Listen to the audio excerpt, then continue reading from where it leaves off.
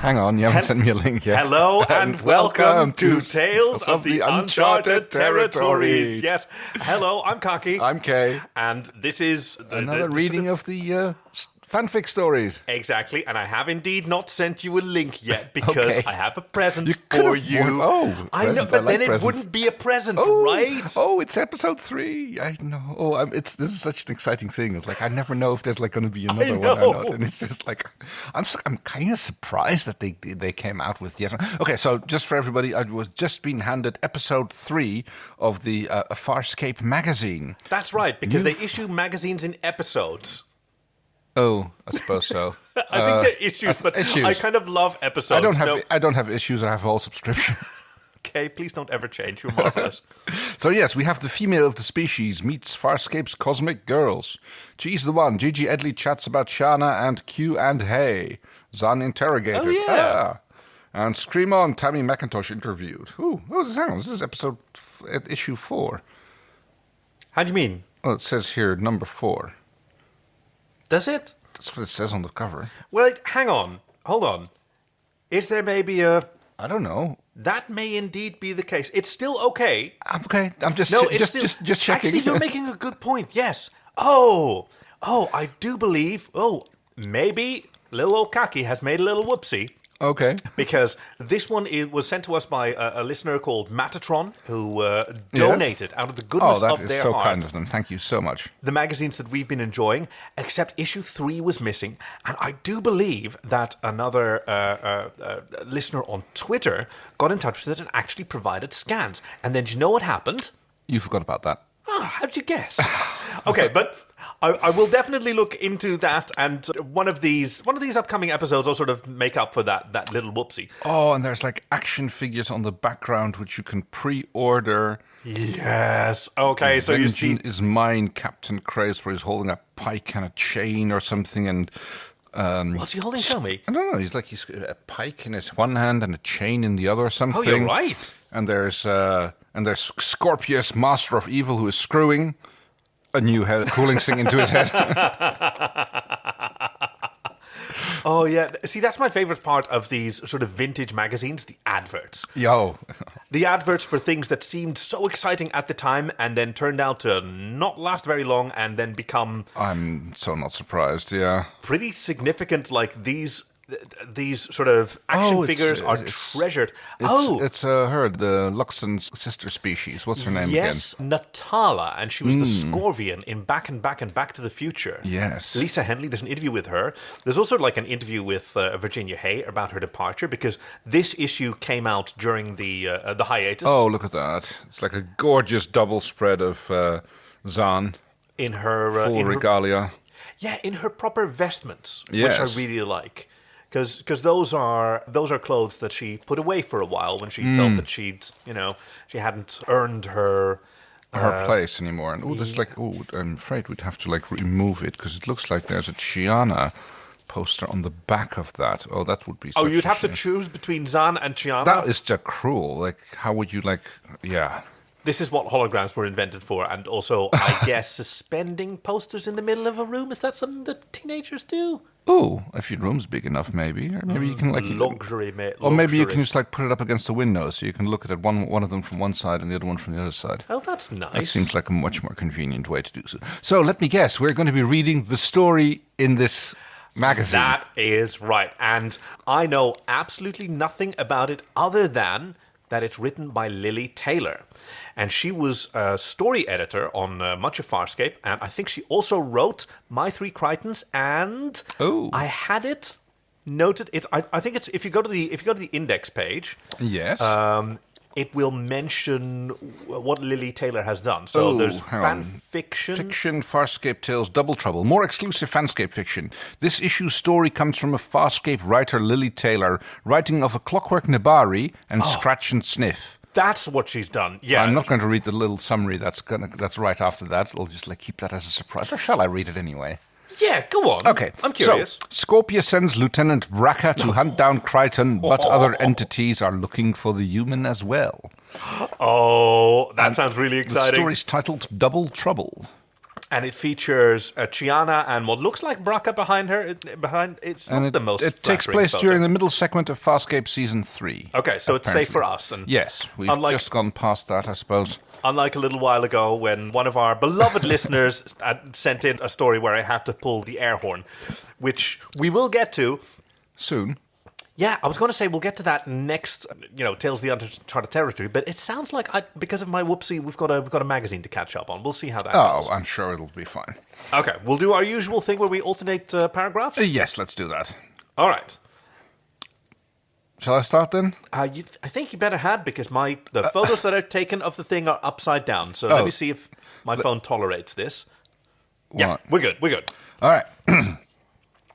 Scorpius watched as the Prowler buffeted its way unsteadily towards the landing bay, making a hard touchdown before veering sharply and crashing into a far wall. Peacekeeper Tex immediately swamped the ship, putting out any spot fires before the important research vessel was consumed. Are we doing special effects now? I am. Okay. Standing beside Scorpius, Kokura Strappa. Oh, yes. He's the sort of toothy gentleman who likes all the data. Oh, him, yes. Yeah. The head of the research team twitched with even more excitement than usual. This time, they hadn't used the automated guidance systems to retrieve the Prowler, so he was confident they'd finally solved the problem of the phase stabilizer. Wormhole technology in all its glory would soon be theirs. Scorpius was not so sure. When was the last transmission from the pilot? Scorpius asked as they approached the Prowler.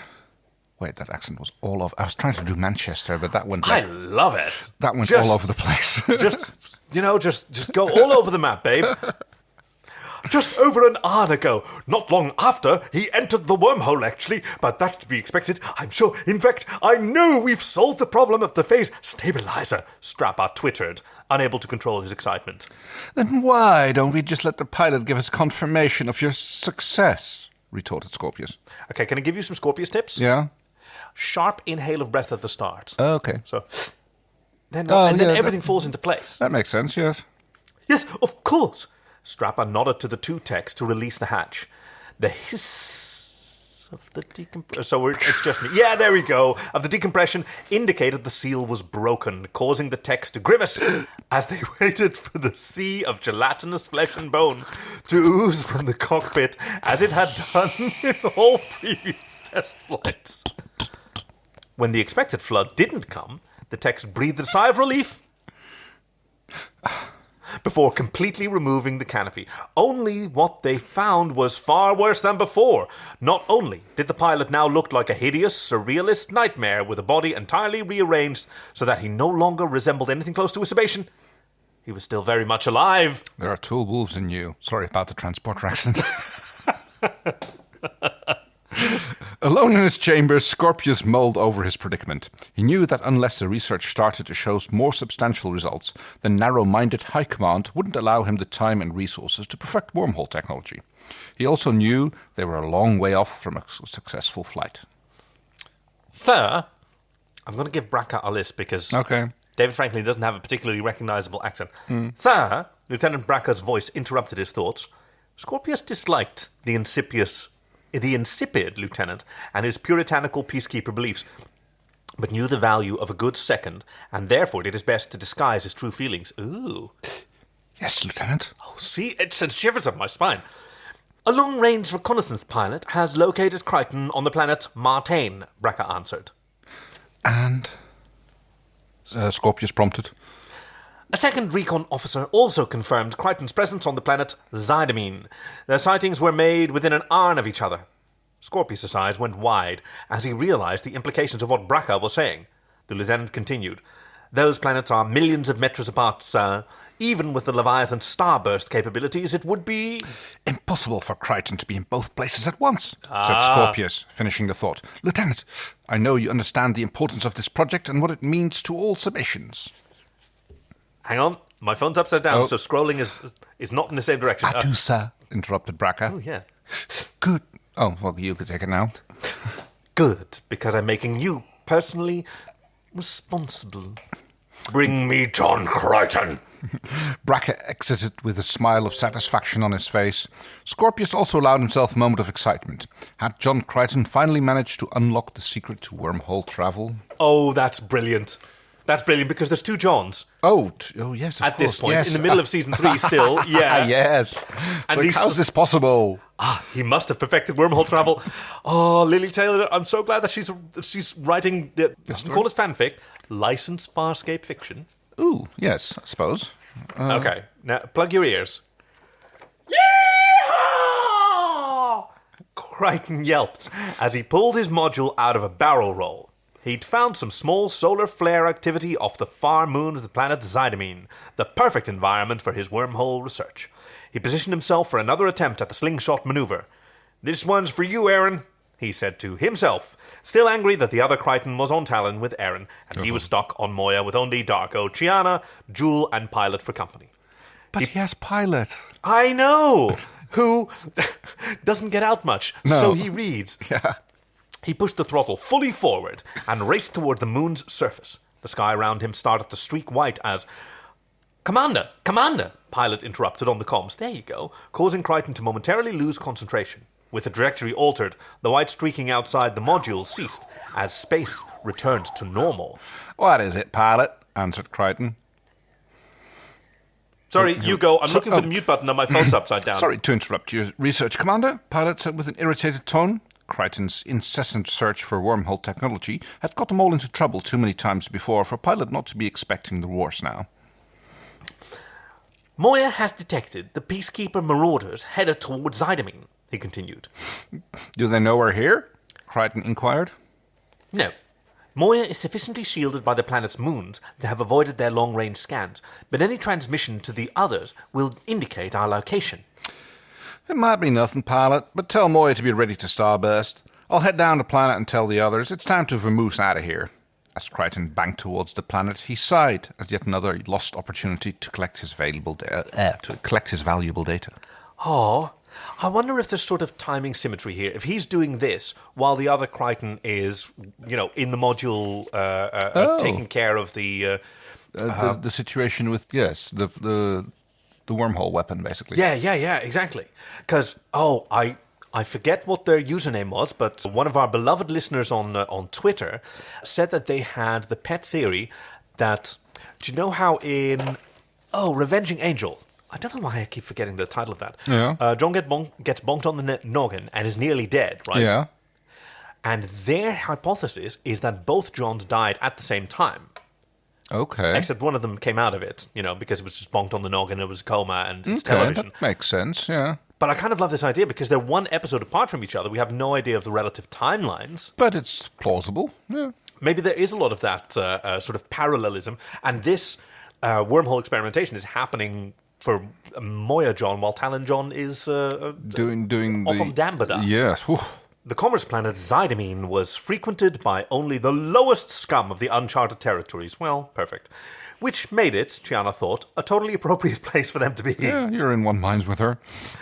Although feeling fed up with traveling on Moya, she was intent on making one last-ditch attempt to reconcile with Dargo. Oh, and to that end, she had found a merchant selling pyridion, an ancient Tregeli aphrodisiac. Ooh.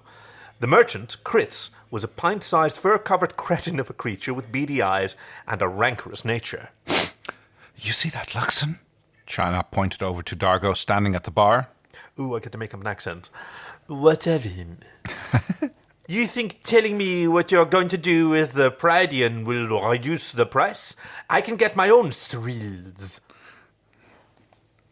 Chiana and Kritz had come to a stall in their negotiation. No, but I'm going to tell you something else that might thrill you. You ever heard of the gang that blew up the Peacekeeper's secret Gamak base? Ooh. Destroyed a Plavocavian ship? Black Avoid. Yeah.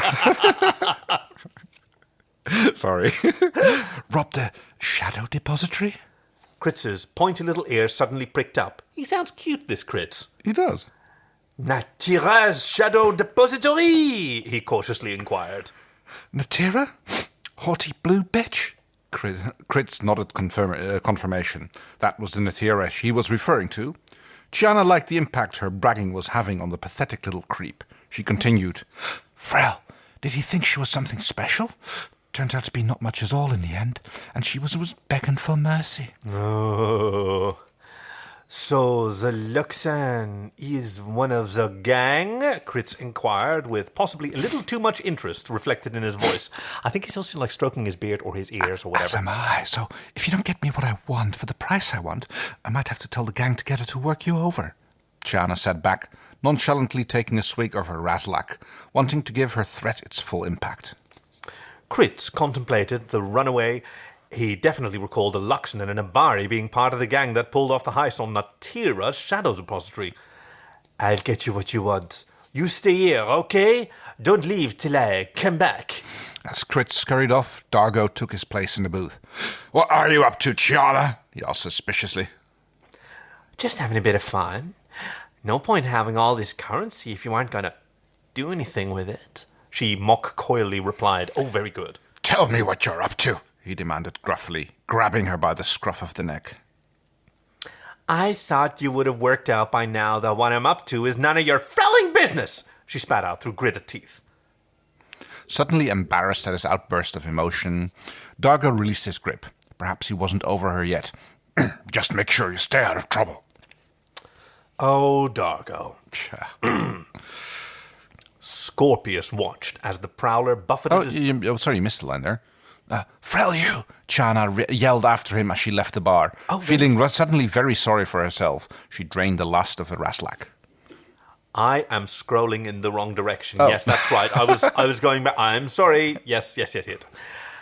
Having landed his Farscape 1 module in an isolated part of the Commerce Planet, Crichton finally located Dargo and Jewel. Like Gianna, Jewel was busy haggling with a merchant. You've got to be kidding, the Interior squawked. I'm not paying a dren over 600 for such a cheap imitation. As he scanned the crowd for any signs of a peacekeeper presence, Crichton cautiously approached Dargo. Hey, D, the place is a pot. Pilot detected a peacekeeper marauder heading in this direction. What do you mean? I have no frelling idea what I'm... What do you mean? I have no frelling idea what I'm talking about. Jewel let out a high-pitched squeal as she bantered. Gosh, I cannot get Australian right. I always go for... So I do my best. Dargo cringed. You take Goldilocks back to Moya before she tips off all the peacekeepers in the uncharted territories as to our location. I'll go get Gianna. Crichton. Oh, shit. I know. What is it with these? He said Goldilocks. How is Dargo going to say Goldilocks? I know, sorry, but it's like... I know. You take Goldilocks back to Moya before she tips up all the peacekeepers in the uncharted territories as to our location. I'll go get Gianna, Crichton said to his buddy before disappearing into the crowd. It's just like slightly weirdly written with the cues as to who is speaking this story. I know, it goes at the end. It's just like, that's different writers. They put it at the start or at the end. And Gianna was still sitting in a near-empty bar, contemplating what might have been when Lieutenant Braca, without invitation, sat down opposite her. Please, I insist, he said, offering her another bottle of Razlak. Gianna couldn't think of a good reason to turn down a free drink, and besides, Braca had to be there for a reason, and she was curious to find out what. I'm glad you're going with me down the sort of Gilbert and Sullivan. Yeah. I've got a little lisp. Okay. Scorpius let you out to play, Scorpius. Lieutenant? What? No, Gianna. Oh, sorry, shit, yes. Again, it's wrong. Right, never mind. Braca smiled. Like any full-blooded being, he couldn't help admiring the young Nebari's spunk. Where's Crichton? He inquired. Who's asking? Responded Gianna cheekily. Although I find you extremely amusing, I don't have time to waste. Peacekeeper Reconnaissance has reconfirmed Crichton's presence simultaneously in 2 quadrants of the uncharted territories. Oh my God.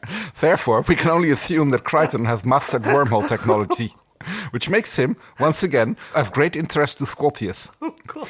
You will contact him and tell him to meet you there immediately. There's so much more. He will then be escorted back to the command center carrier. I'm sure I don't have to elaborate on what will happen if you don't agree to my request. What is so amusing? He holds a very high rank in Rome. Braca finally exploded. Realizing the peacekeepers knew nothing of the two Crichtons, Gianna had been unaware to control her laughter, infuriating the lieutenant as he tried to issue his demand. Oh my God, I was accidentally doing exactly what Gianna was doing. You, the peacekeepers, you're pathetic, Gianna sputtered as she tried to catch her breath. Crichton hasn't mastered wormhole technology any more than you have. He was twinned, duplicated, whatever you want to call it, by some freakazoid we fought in an abandoned Leviathan. That's why he's in two places at once. There's two of him. She again started to howl. Having given away such an incredibly important secret, Gianna! Braca sounded slightly uncertain as he continued. You will contact Crichton. I will instruct my team to hunt for Leviathan. Moya, if you're not worried about your own viability, then perhaps you're worried about theirs. Okay, I don't know which direction. Gianna stopped laughing long enough to seize him up. In her experience, peacekeepers were usually wimps, easily won over with a seductive gesture or two. Kritz's return made her remember the aphrodisiac. Maybe she'd have a use for it yet. Hey, Kritz, you got my supply? She called out to him. It's coming, but first I have some friends that wish to meet you, Kritz responded. I realized I was doing a pure French accent, and that doesn't make sense for an alien. Also, No. French people don't speak like that No, at all. you So sound like one of those that French shrimp from whatever that movie is. I think it's from Nemo. It's like it's the shrimp in the tank who is like French. Jacques, something or the other. Like Okay, no, you've just inspired me to completely change my approach and instead go for the king prawn from Muppets in Space. Oh, God, okay? yes, yeah. That's going to be Kritz from now on. We're cool? I don't want to meet your friends, Kritz. I've got my own friends, she seductively cooed as she indicated the peacekeeper. Kritz smiled as he looked back and forth from Braca to Gianna. My friends insist on meeting you, okay? Kritz indicated as three statuesque aliens glided towards him. Their skin was a smooth, iridescent film covering their pulsating internal organs. Whoa, that's a look. But I don't know if it's I mean, everybody's got inside. True, but most people are polite enough to keep them on the inside where they can't be seen. Well, okay, but that's just certain manners. It's like having one of those spring rolls, which is like almost translucent, so you can see the insides. And like, I mean, okay, now I'm hungry again. Never mind. I know. Keep going. And you just cooked those delicious garlic noodles. Yes. Both Gianna and Braca were startled, not having seen, or at least not recalling, the direction from which the strange aliens came. Oh yes, here we are. Sorry, I just lost my place here for a moment. What are you up to, Chris? Gianna asked. Silence, okay? Gianna and Braca looked spooked, for the voice seemed to come from not one of the alien, but all three, which was all the more surprising as the aliens had no mouths. Okay, so those can't be the... You claim to be John Crichton of the species called human? The one responsible for the... I'm doing Dobby, aren't I? The one responsible for the robbery on the Shadow Depository? Again, the strange voices surrounded them. Braca looked aghast at the accusation against him. I was going to say you were doing one of those Monty Python guys. That's what it sounded more like. You know, It's basically the same thing. old lady voice of Terry Gilliam. Oh, no, not Terry Gilliam, the other one. Yes, and also from... Terry Jones. That's the one. Young man. Yes. I didn't vote for you. Blah, blah, blah, blah. I'm nothing of the thought. My name is Lieutenant Braca of the Peacekeeper Corps. I don't know what business you think. But before Braca could finish his sentence, the aliens began to laugh. A loud laugh that grew in intensity until it pierced into their very being. Gianna, Braca, and Kritz clutched their ears in agony, unable to move. As the noise grew, the iridescent colors in the alien's body oscillated wildly until one of the aliens transformed into a thin beam of pure white light, shooting directly into Kritz. And then the laughter ceased. What the frell was that about? Asked Gianna.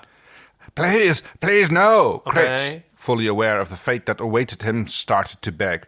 I thought they were giving you 3 Frelniks. I was repaying my debt. Please don't.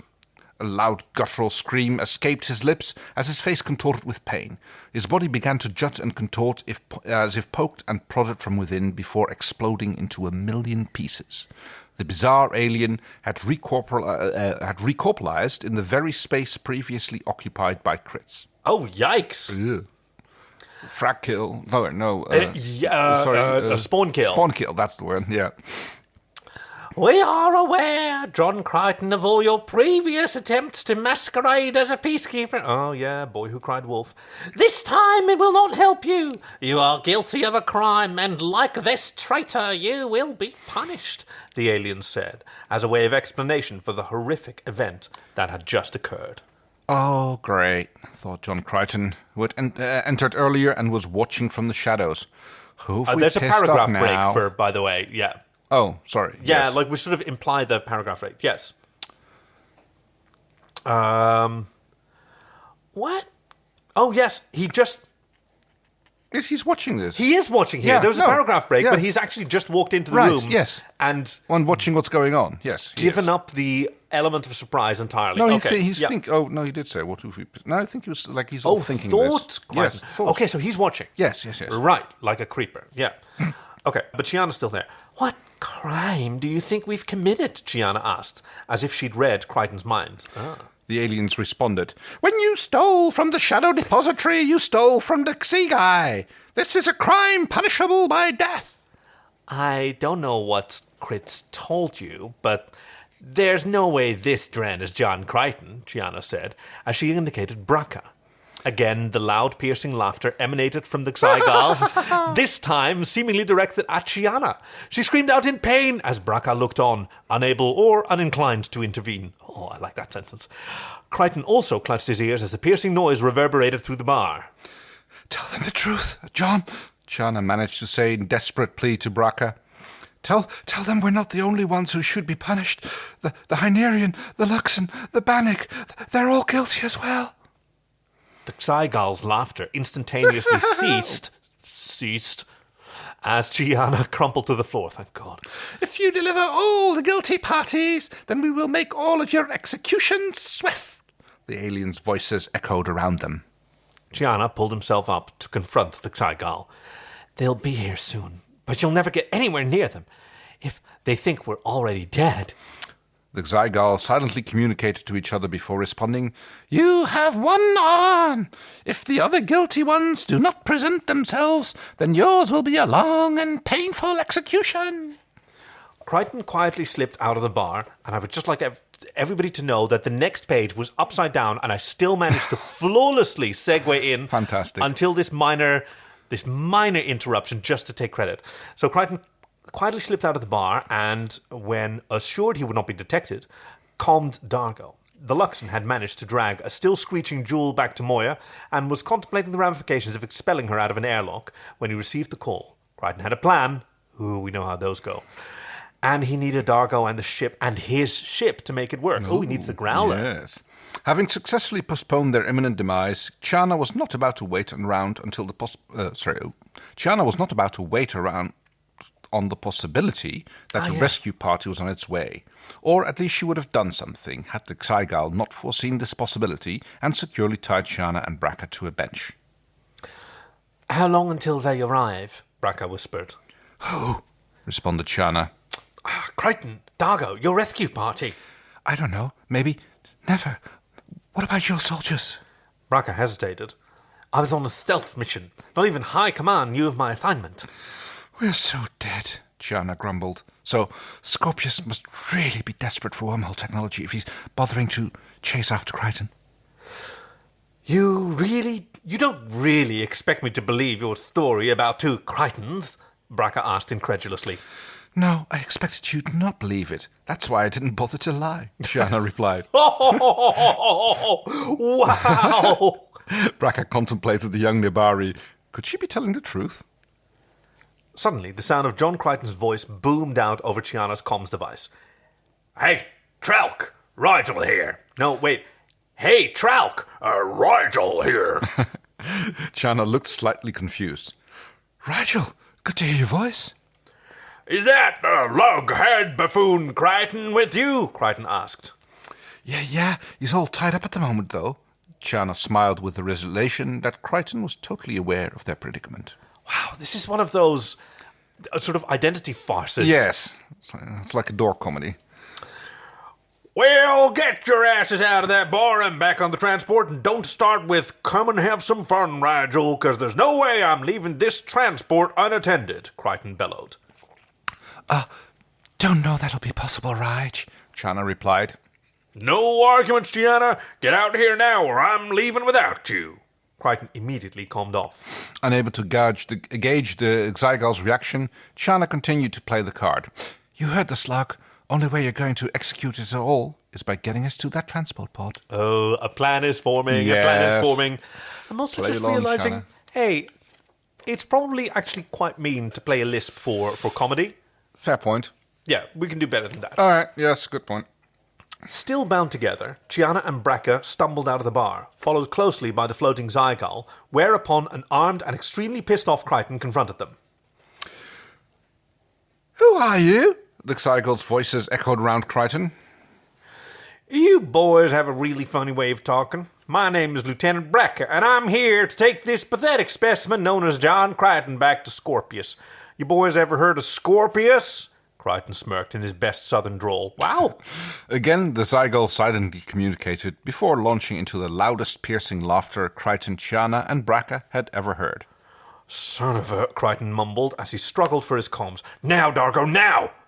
Dargo, who'd been circling in his ship, heard John's cry. He swiftly veered the ship towards the planet's surface and, using his heads-up display, locked in on his target.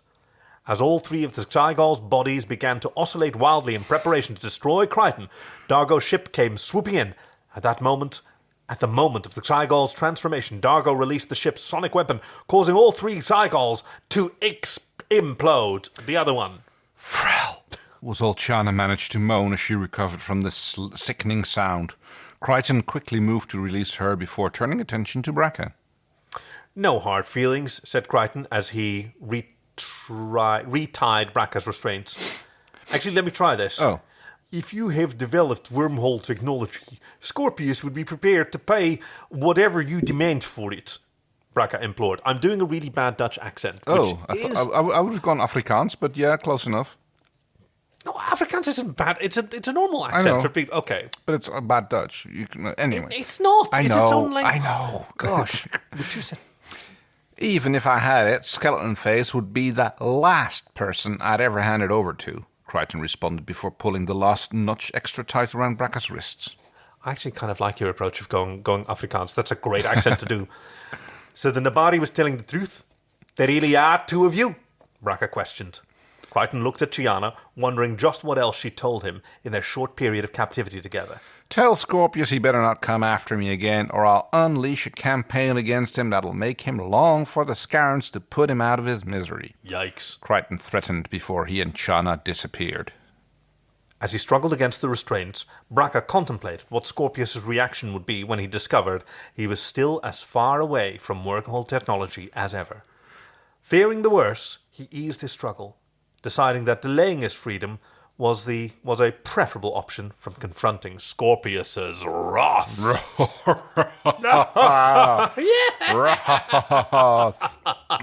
The wrath of Scorpius. Thank you, Lily Tailor, for Double Trouble in episode 4 of the Farscape Magazine. All right, join us again next week when we're doing our greatest hiatus next week. Oh, yes, we are. Yeah, we found a film with Claudia Black in it called Pitch Black, filmed in Australia. No relation. What do you... No, it's... I mean, there's no relation to the movie being called Pitch Black and her being Claudia Black. Or is there? Well, no, I don't think so. No, I didn't think so either. It's what she was filming just exactly before Farscape. In fact, the filming of the Farscape pilot was, I think, delayed so that she could be in Pitch Black, or the other way around. I don't know, but good decisions all around. Yes. So we'll see how that goes. It's a classic from 2000 by David Toohey, starring some himbo called Vin Diesel and a bunch of other people, and then the really important bit, which is Claudia Black. I'm Kaki. I'm Kay. So Farscape, so good. Did we have one? Did we do this one?